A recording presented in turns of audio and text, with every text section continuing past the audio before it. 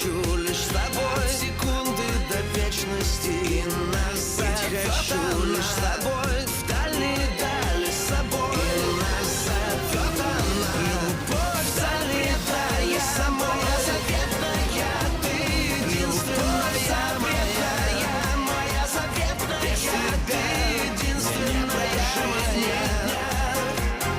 Без тебя травы клонятся, будто молятся.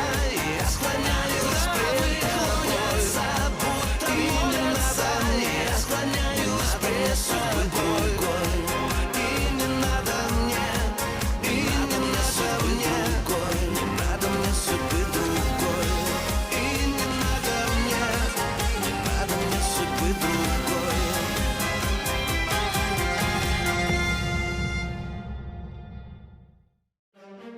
دينيس بتجبر شوتاف يكتب تقرير طبي بيأكد فيه إنه ابن زليخة هو الوريث الشرعي للسلطان. الصيدلي الأصفر بيكتشف سم بالدواء اللي مركبه شوتاف وعم يعالج فيه السلطان. جلاديشي بياخد أنا ليعملوا تجربة بتخص التحقيق، ومرة تانية بيقترح على البنت إنها تتقاسم معه المصاري المسروقة. أوسيب بيدخل على مقر السفارة وبيظهر الورقة اللي بتأكد إنه ممثل مؤقت لوريث العرش. شوتاف بينوم زليخة مغناطيسياً ليحاول يعرف الحقيقة الكاملة عن ابنها، وتحت التنويم زليخة بتضل مصرة إنها جابت بنت مو ولد.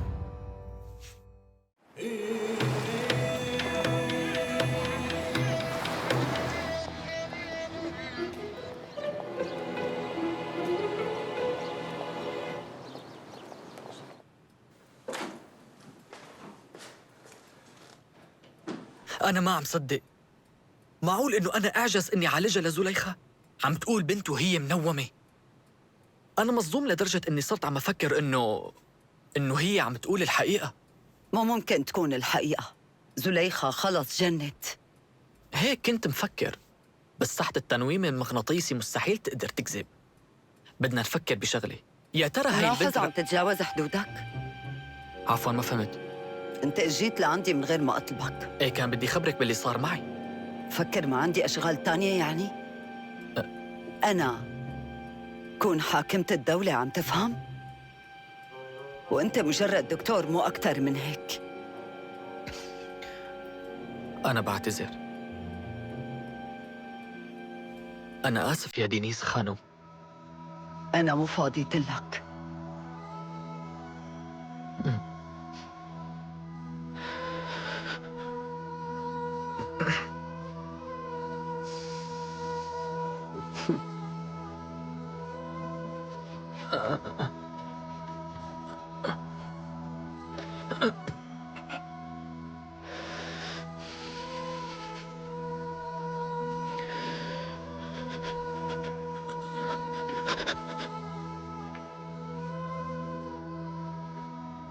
اشتقت لي؟ فوق ما بتتصوري. انا اشتقت لك. قولي لي كيف صحتك اليوم؟ ممتازة. بتعرفي انه انشغل بالي عليكي كتير، لانه هي تاني مرة بشوف الدكتور. لا، قضيت انا وياه وقت ظريف. بصراحة كتير حلوة هي المزحة. عم تضحك على الفاضي. انت شو مفكر بدي ضل كل الليل عم بستناك لحتى ترجع من عند جاريتك؟ أنا كنت رايح خبر آيغول ترجع على البيت لعند أبوها اسكت عمر، في شغلات أهم بكتير من آيغول. خبروني إنه السلطان تسمم، لاقوا السم بين أدويته. طيب إذا هيك ليش لهلأ الدكتور ما توقف؟ لأنه الدكتور ما له مصلحة يسمم مولانا السلطان. أكيد يلي حط السم شخص تاني، أنت مثلاً. أنا؟ ليش بقدر؟ تقدر. السلطان طردك، وأنت بالذات كنت بجناحه قبل ما يتوفى. بس يا مولاتي أنت بتعرفيني منيح، مستحيل فكر بهيك موضوع. بترجاكي أنا ما دخلني أبداً، ما تقتليني، ارحميني. أنا بوعدك إني أقلع على آيغول ومن هي اللحظة إذا بدك. روح هلأ واعطي أوامر للعسكر يمسكوا شوتاف بتهمة تسميم السلطان. أنا عندي شغل أول ما خلصوا بروح على الحرم لك. لازم اطمن على سليمان الصغير. وهي آخر مرة سامحك فيها، وتذكر منيح بشو وعدتني أنت قبل شوي. ايه مولاتي، أنا اليوم رح أقلعها، بوعدك.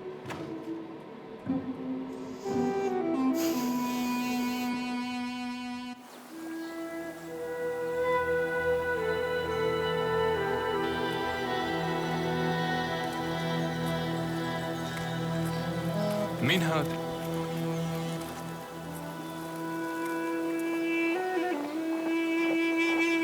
شوفوا إذا عايش ولا لا.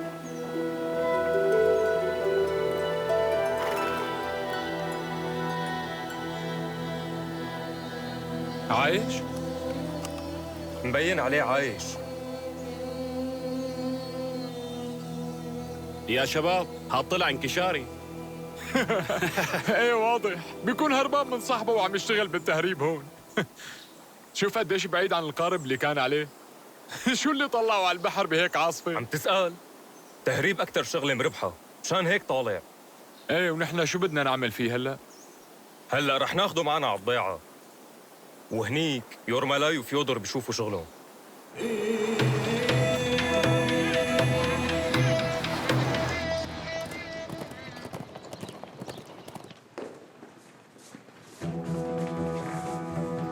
ليش هيك ماسكينه؟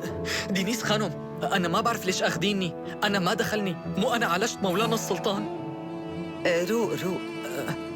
بوعدك إنه ما حدا يأذيك، لأنك ببساطة بدك تموت. رح يعدموك. يا خانم ساعديني.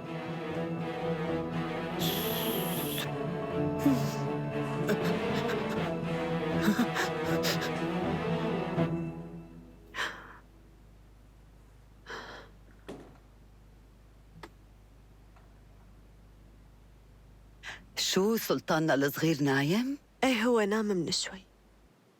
بدي أخده معي على الاجتماع. هو لازم يكون موجود بالاجتماع مع الحكومة. أنا بدي خبرك إنه بلا ما نحمله وننتقل من القصر، الممرات بتكون كلها مفتوحة وخايفة إنه يبرد. شو جنيتي؟ عم تعطيني أوامر؟ تمام. أنا المسؤولة عن سليمان، وما بدي شي يخليه يمرض.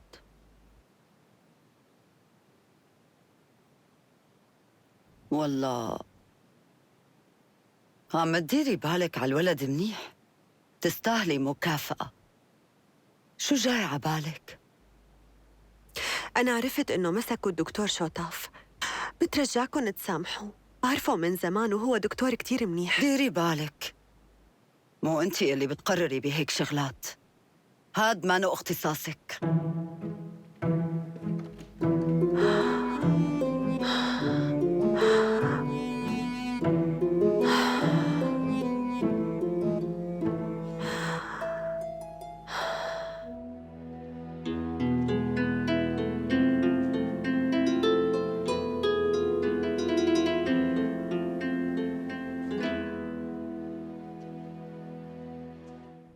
قولي خان، ما هربت؟ بلاقيك رجعت على القصر. حضرتك اللي أمرتي يا دينيس خانم. برافو عليك، هيك بتكون مثال للشخص الوطني. بتوقع رغم كل الأخطاء يلي عملتها بالماضي، انت رح تكون بتركيا لتخدم سلطانها المستقبلي. بتشكر حضرتك. بدي أقول لك شغلة، أنا امبارح ما لحقت خبرك. أنا لما كنت بروسيا عرفت إنه اسكندر مات. كنت متوقعة. هي كانت النهاية الطبيعية لكل واحد هرب من هون وراح على روسيا. فيدا ليش طلعت؟ ارجع لعند البنت بلكي فائت، رح ارجع على السريع. أولجا، إذا بدك فيكي تتأخري، أنا بعرف دبر أموري لحالي، وليبوشا كمان جنبي، والضيعة مليانة أمهات. بعرفك ما بتحب حدا يهتم فيها. تعودت أعتمد على حالي. أنت تعودت تكون زعيم مو أب. صدقيني يا أولجا عم حاول. هاي البنت رجعتني للحياة. بعرف هذا الشيء، كل شيء رح يصير تمام. بتمنى. طيب رح روح هلأ. أولجا. نعم. استني، ما تتسرعي، فكري بالقصة منيح. حياتك هلأ كلها رح تتغير. فيدا، نحن اتفقنا على كل شيء، رح نعيش مع بعض ونربيها سوا. ولا لا تكون أنت غيرت رأيك؟ طبعا لا. خلص انسي، كل شيء تمام. يلا ما تتأخري. روحي. ايه.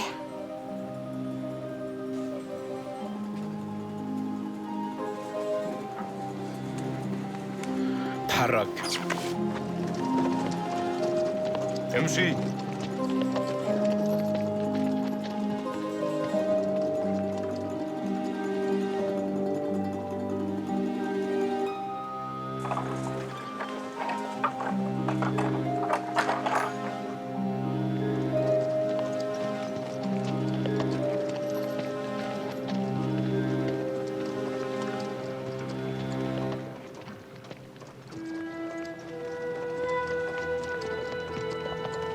ليش ما بناخده على المدينة؟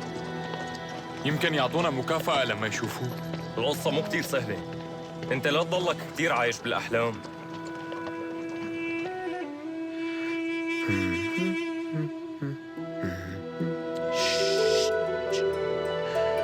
وهيك خلصنا.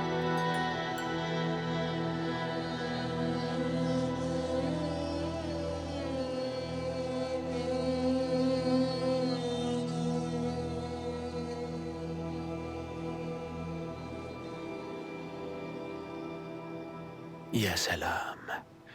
يا زعيم! يا زعيم! فيودور!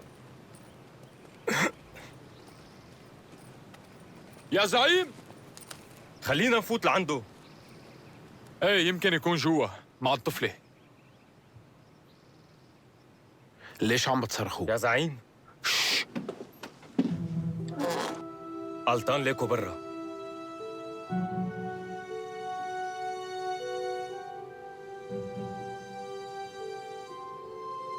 ليش وين كان؟ لقيناه على الشط. عايش؟ ايه عايش، طلع حظه حلو. امبارح بالليل كان في عاصفة كسر القارب تبعه على الصخور. حكي بيناتنا، شكله عم يشتغل بالتهريب. كنا بدنا ناخده لعند يورمالاي بس ما لقيناه، جبناه لعندك. وشو عرفك انه عم يهرب؟ معقول يعمل هيك؟ ايه معقول، عم يعمل هيك ليبعد العيون. نحن لقينا هاي البضاعة معه. ورجيه. جبنا باقي الأغراض من القارب. شوف، هاي التهمة لابسته. ايه وفي اغراض بالصندوق. كانت كتير مبلولة. كان جاي على روسيا ليهرب. طبيعي الموضوع، هو ما بده يخدم، كيف بده يعيش؟ ما في اسهل من التهريب، من تركيا على روسيا. لازم حقق معه. ايه لكن بس هلأ ما رح يقدر يحكي معك. لوين بدك ناخده؟ عبيت ماريسا، هلأ هو فاضي. يلا ديروا بالكم. ماشي. ليك ميرون؟ نعم. اوعك تتركه بالمرة، خلي عينك عليه منيح. حاضر.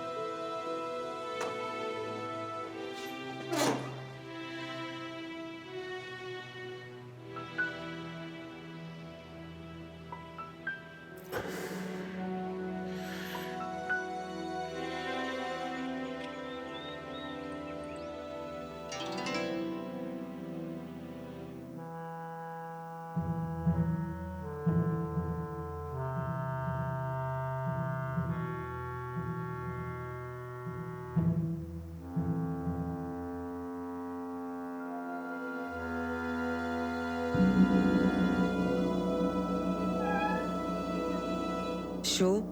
كيف ملاقية حالك؟ صرتي أحسن؟ أحسن، لأنك عم بتديري بالك علي. ما عملت شي. أنا امبارح فكرت بكلامك. أنت عن جد ما بدك تتزوجي؟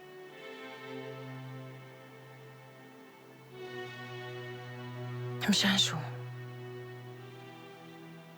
انسي الموضوع، أنا بعرف حالي. فكري على قليلة مشان ابنك. كرماله نسيت الموضوع. لحالي بدي ربي. شو رأيك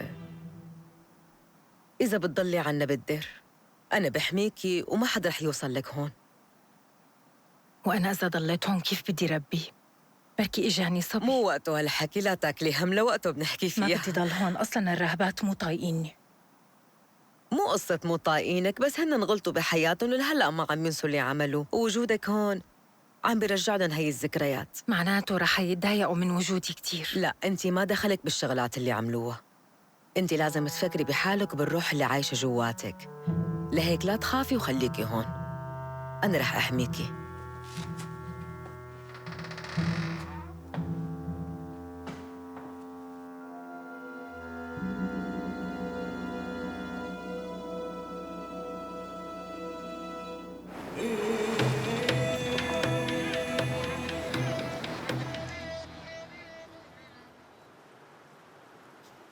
قولي خان اعترف إنه الإفادة القديمة تبعه كاذبة، وقت قال إنه الولد هو ابنه الشرعي، وهلأ ندم على عملته، وعم يقول إنه جاهز يتحمل أي عقوبة منها.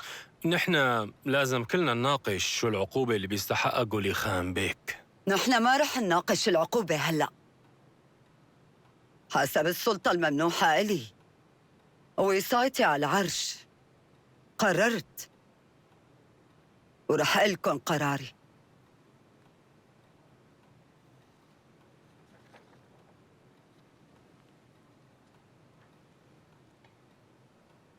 بمناسبة وصول الطفل سليمان للعرش، أبوه رح يقدر يحصل على العفو، بس ما رح يقدر يكون وصي عليه ويحكم بالنيابة عنه. بس رح نسمح لقولي خان يجي على القصر ويزور سليمان، ورح نسمح له ياخد أمه زليخة لعنده على البيت لأنها فقدت عقلها.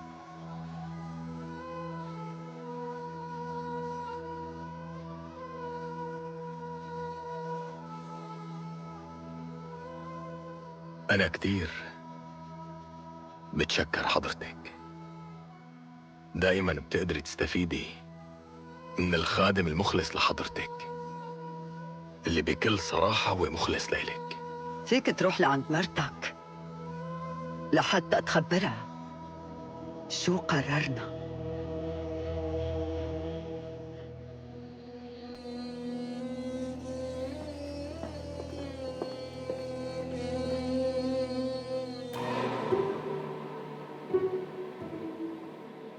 وإذا منجيب لها سليمان هذا مانو ممنوع؟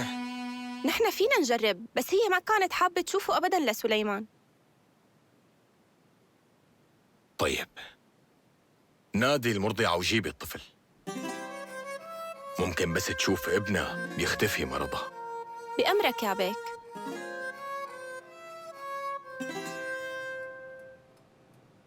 يعني ما كان في داعي تكتر غلبة وتسأل أسئلة بايخة لتبين إنك مهم.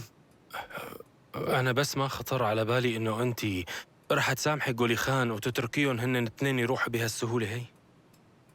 زليخة المجنونة ما بقى تخوفنا، بعدين يلي كان عم يعالجها بهالقصر بطل هون.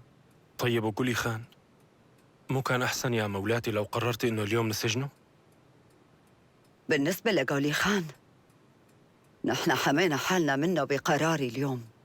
واحد مثل هاد رح يجي يوم ويرجع يعضنا، بس اسنانه لسه ما طلعوا لأنه الصبي بإيدنا، لهيك رح يسكت.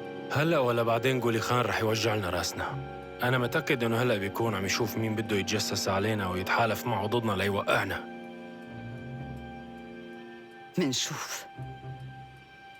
عن قريب ما رح يضل من نسل مصطفى حدا عايش بهذا القصر.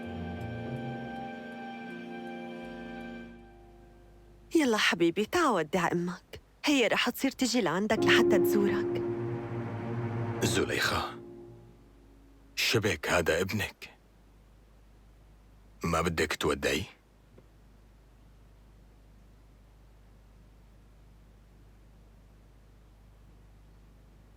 طيب كيف هيك؟ يعني هي فعلا مريضة؟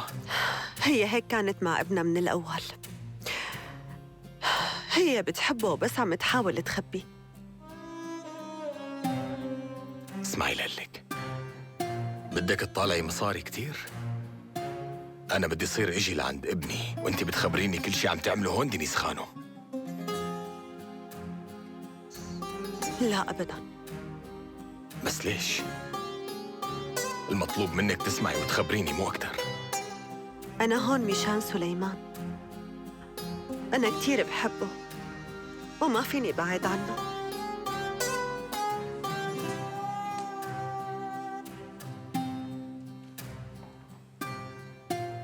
تعالي تعالي.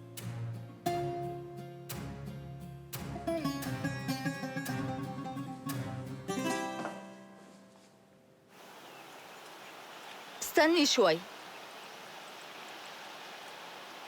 خدي هي الرسالة بطريقك على البريد. حاضر يا أخت سيرافيما، تكرم عينك. أخت سيرافيما، نسيانة تسكر الرسالة.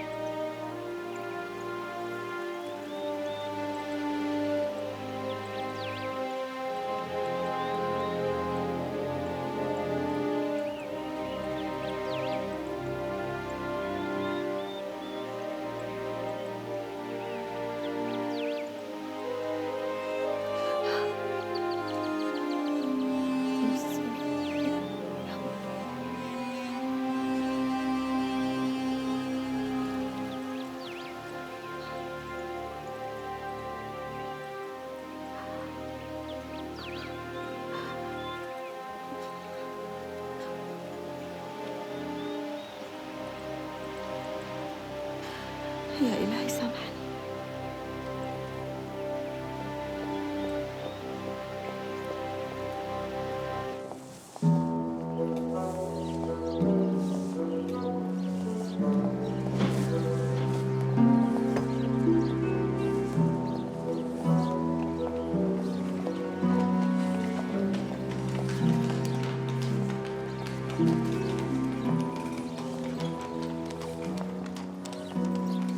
للاشتباه بارتكابها لجريمة قتل، الشرطة تبحث عن المواطنة الهربانة المتهمة ماريسا غريغوري، صبية صغيرة متوسطة الطول ولون شعرها بني. العلامات الفارقة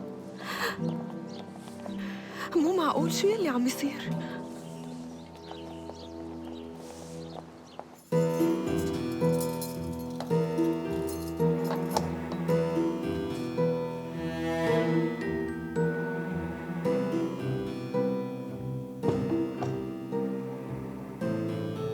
مرحبا أنا.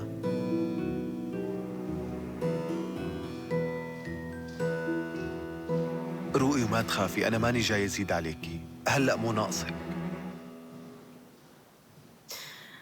شو جابك؟ لا أطلب منك تسامحيني. حبك سيطر علي وعلى تفكيري، وهذا يلي خلاني جن وأعمل معك هيك. وحاولت إني أخدك بالقوة، بس لو كنت عرفان إنه رح يصير هيك أكيد ما كنت تصرفت هالتصرف. شو اللي ما كنت بتعرفه؟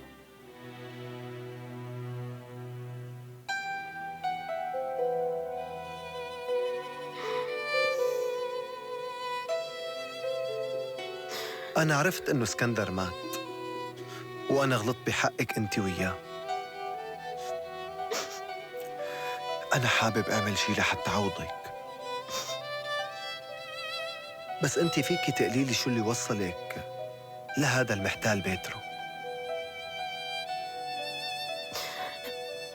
أنا محمد جابني وباعني لبيترو، وهو بعدين جاب لي تياب وفساتين كتير غالية، بس اجوا أخدوه بنفس اليوم وأنا هربت.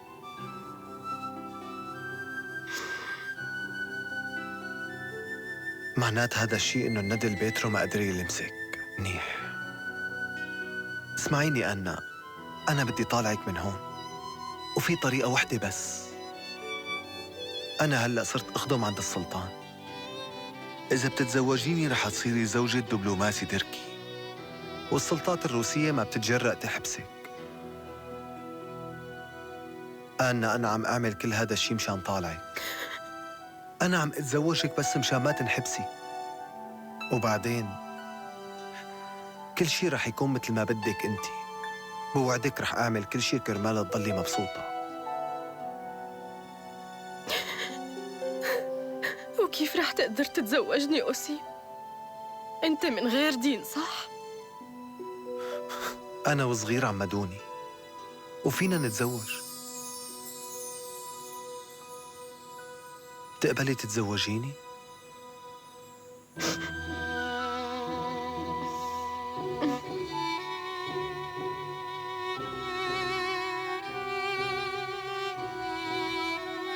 لكن أنا رح أروح جيب الخوري. لا تخافي، بكرة رح يطالعوكي.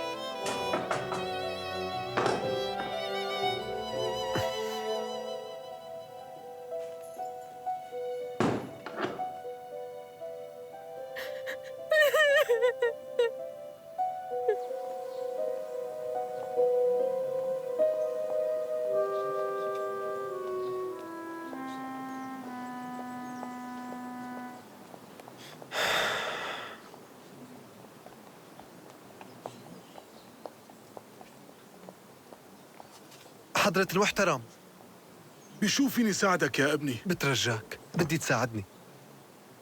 أنا وحبيبتي بدنا نتزوج. تكرم عينك، ليش لا؟ إذا ما في أي مشكلة بزوجكن. إيه في مشكلة. شو هي؟ حبيبتي هلأ قاعدة بالسجن، لفقوا لها تهمة، بس أنا عم أشتغل عند السفير التركي وفيني طالعها. فيك تلاقينا طريقة وتزوجنا؟ إذا كانت حبيبتك قاعدة هلأ بالسجن فأنا ما عندي مانع زوجكن، بس أنا بتوقع إنه دينك غير دينا. وأنا ما بقدر زوج شاب مسلم لبنت مسيحية. بس أنا مو تركي، أهلي من هون من روسيا وعمدوني وقت كنت صغير. معناها لازم تثبت هالشي لأنه هالموضوع بيهمني. وأنا شلون بدي أثبت هذا الشيء؟ أنا من زمان عايش بتركيا، كنت صغير لما أخذوني. طيب أمك وأبوك عايشين؟ إيه أمي عايشة. منيح. وبتسأل أمك هي بأي كنيسة أخذتك وعمدتك؟ هنيك بدفاتر الكنيسة لازم يكونوا مسجلينك.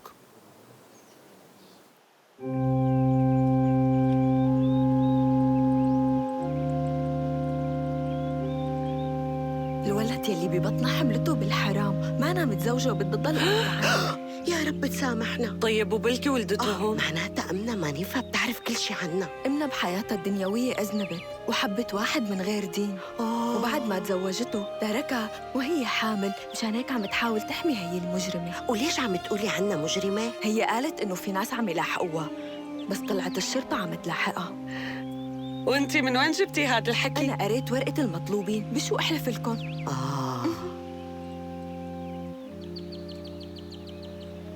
مارفا تعالي شوي. شو كثرة الحكي اللي عم بسمعه بالدير؟ بدي أسألك يا أمنا، عن جد هي البنت يلي عنا مجرمة؟ من وين جايبة هالحكي؟ أنا اليوم قريتها بورقة المطلوبين. يا ريت تهتمي بشغلك.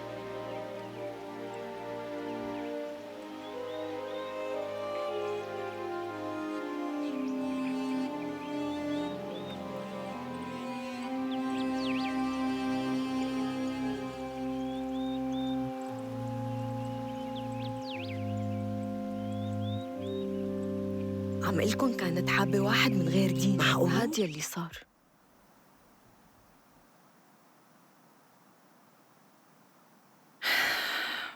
نعم، شو طلباتك؟ طلباتي؟ أنا بدي تروحي من عنا.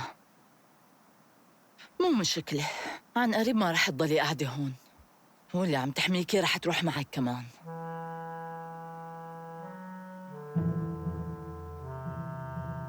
إذا بتعملي أي شيء مو منيح للأم نيفا بدي جيبك لو بتكوني تحت سابع أرض. لا أنتي اللي عن قريب رح تكوني تحت الأرض، لأنه اللي مثلك رح يحترقوا بجهنم.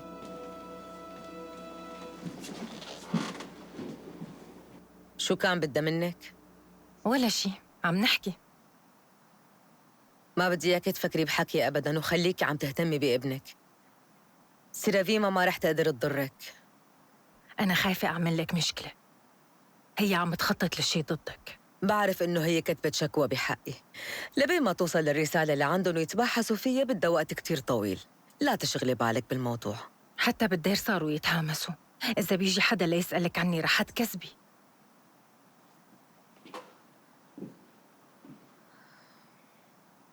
مو معقول. العيشة بالدير هاد مو ليلي مثلي. يعني بدي ضل هيك منبوذة؟ الناس اللي هون هن اختاروا هالحياة، بس أنا ما كان عندي خيار غيره.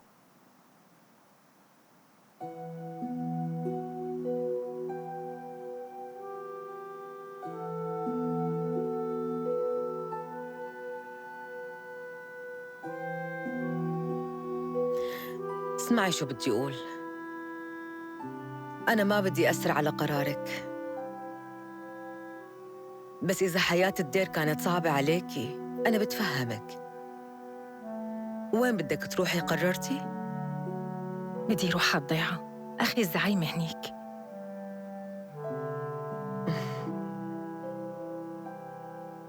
بس بدي شغلة. ممكن ترجعي لي فستاني؟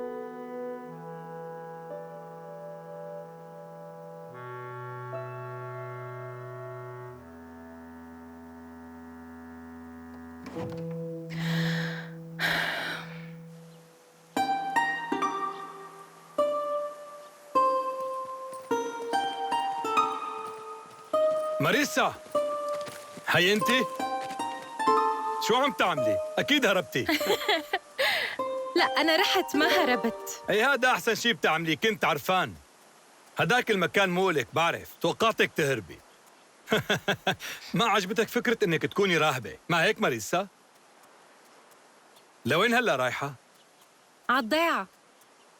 وانا كمان. شو رأيك تطلعي لوصلك؟ ما بدي. طيب خلينا نتمشى سوا ومنه بنتسلى انا وياكي.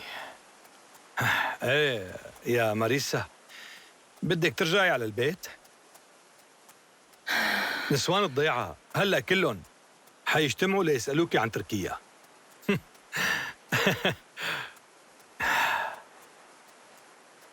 أنا برأيي ما رح تلاقي أحسن من ضيعتنا مكان. شو بتقولي؟ استنى شوي. شو صار لك؟ ليش هيك وشك أصفر؟ شبه بشو حاسة؟ قولي لي أنت مريضة؟ لا. اركبي على الحصان. يلا تعال ما بدي أركب على الحصان يا رملاي.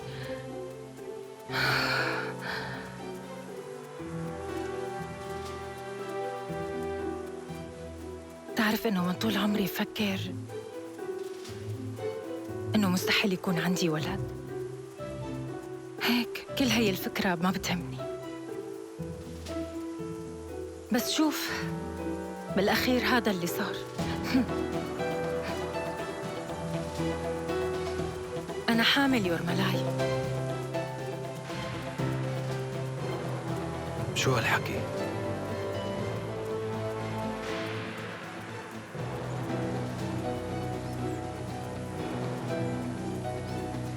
كيف صار هيك؟ ومين الأب؟ التركي ما؟ ابني ما عنده أب.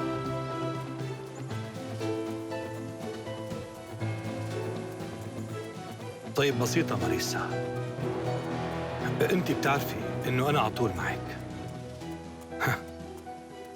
وما حتفرق معي.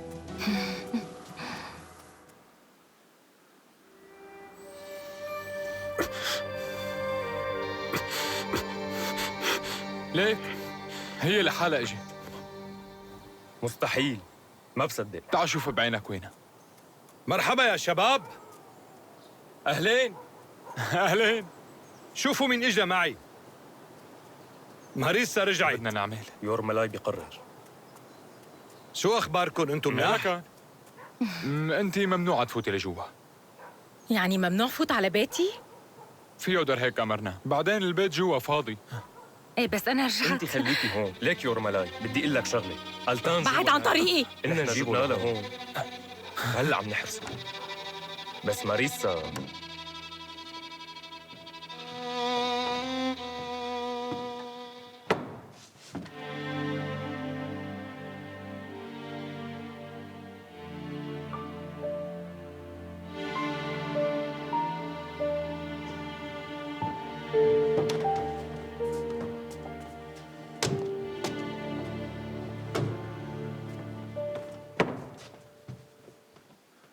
ماريسا ما بدي اياكي تزعلي. نحن اليوم كمشناه عم يهرب، لهيك نحن اضطرينا نجيبه لهون. ليك الفهمان رجع كمان فك حاله. ليكوا شباب، شوفوا شو بدي اقول. خذوه لعندي على البيت. ليش؟ بدون سبب. ماريسا هلا كتير تعبانه وهذا بيتها، اتركوها ترتاح. خذوه لعندي وانا بعرف شغلي معه. امشي.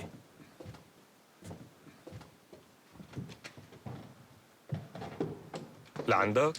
ايه لعندي، ما سمعت؟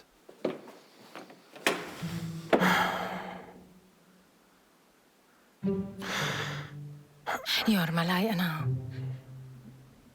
ما بعرف شو عمل، بس اتركه. ماريسا حبيبتي، انت لا تخافي، وبوعدك اذا ما كان مذنب انا حاتركه. لازم نستفيد منه، فلا تشغلي بالك فيه. ماشي؟ لازم افهم منه شو عامل. انت خليكي مرتاحة، كله بينحل.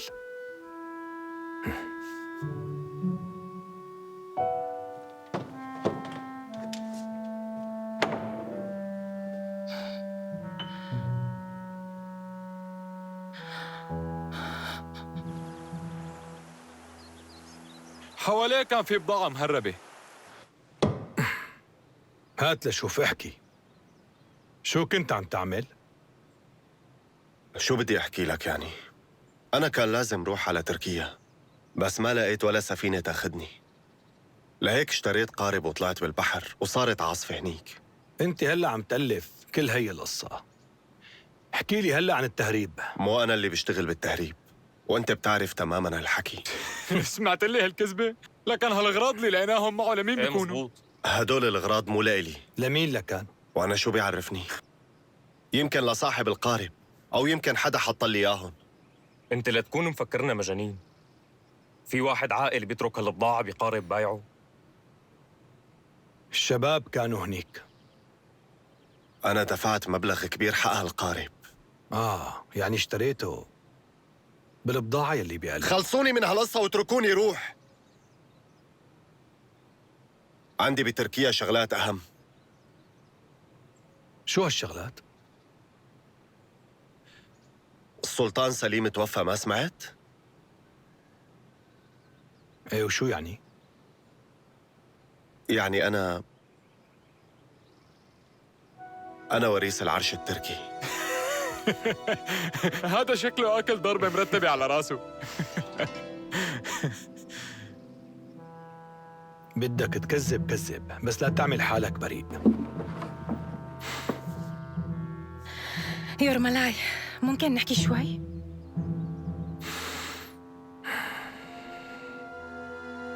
وانتوا ديروا بالكم على وريث العرش الكريم.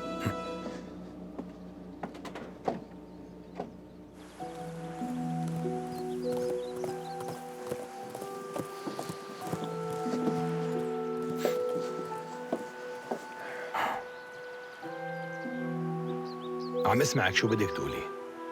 هو عن جد الوريث. وانت شو عرفك بقى؟ أنا بعرف يورملاي. ألتان ابن مصطفى، والسلطان اللي عينه وريث ويمكن لما عرف إنه السلطان ما تستعجل بالروحة وأخذ قارب مو إله. هو عم يقول انه اشترى. معناتها اشترى. بعرف إنه ما بيشتغل بالتهريب. القصة كلياتها غريبة. هي الحقيقة. اتركه يروح.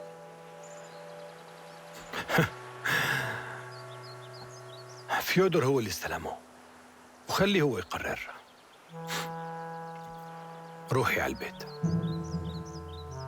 شو رح تعملوا فيه؟ روحي ماريسا.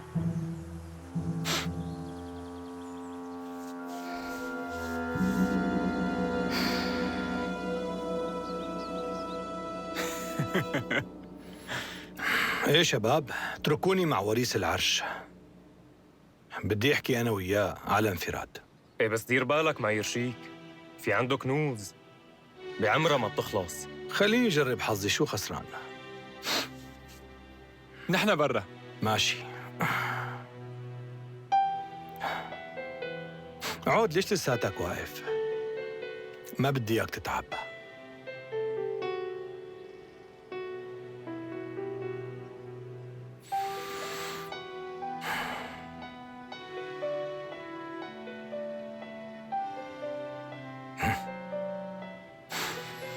اسمع منيح شو بدي اقول لك يا التان.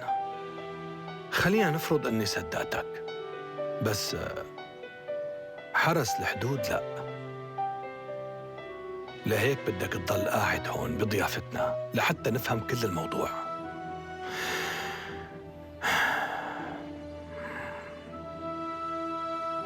فهمني، ليش بدك تهرب بدون ماريسا؟ هاد مو قراري أنا، هي اللي قررت. يعني أنت بدك تتزوجها؟ ايه طبعا، أنا عرضت عليها تتزوجني. طيب وهي قالت لك لا؟ ايه رفضت. رفضت وريث العرش؟ شو هاد يا ماريسا؟ شو هالمرة هي؟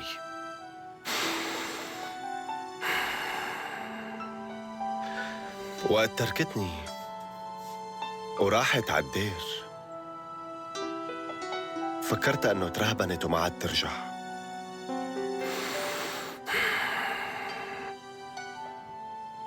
طول عمرها ماريسا تعمل شغلات مو متوقعة. شو هالمرة هي؟ طيب انت بتعرف انه هي حامل منك؟